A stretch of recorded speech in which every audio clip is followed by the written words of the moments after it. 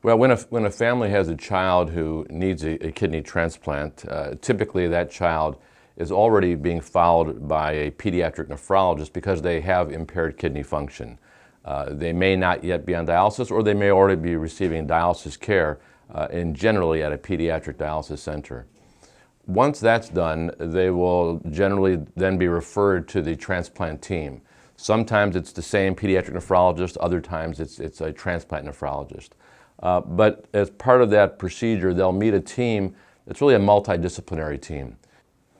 Well, the role of the transplant team is to provide a lot of information to the family of the child who's going to receive a kidney transplant, and to be there to answer any questions that the family might have. Moving into transplant is a very scary, anxiety-provoking situation for that family.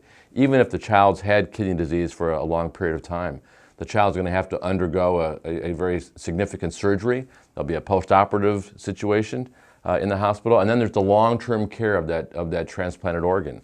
So it would be unusual for a family not to have a very, very long list of questions as they proceed to that transplant procedure.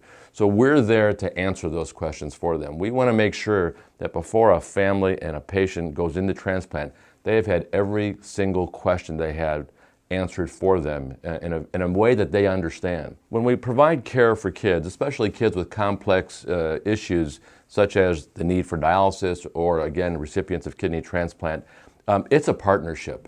You know, the typical physician sees their patient in the hospital once every 3 months, once every 4 months, and you interact with them for 10, 15, 20 minutes during their office visit while you're typing on a computer and listening to them with a stethoscope. But at camp, all of us, myself, the dietitians, the nurses, the social workers, we have an opportunity to eat breakfast with the kids, or go swimming with the kids, or have a campfire with the kids. So in those kind of events, you get to see these individuals not as patients, but as children, as people. And so we develop a very special interaction, a special relationship that not only is special at camp, but that special relationship exists when the kids may have to come back to the hospital. And then they see you in a different light, not as the doctor with the white coat, but as their friend who wants to help them. Pediatric patients and their families can always help their medical team. And as I tell my young trainees, I learned something about nephrology care. I learned something about dialysis and transplantation every single day. And I don't learn it from the textbook. I don't learn it necessarily from reading the medical journals. I learn it from the children and the families interacting with me.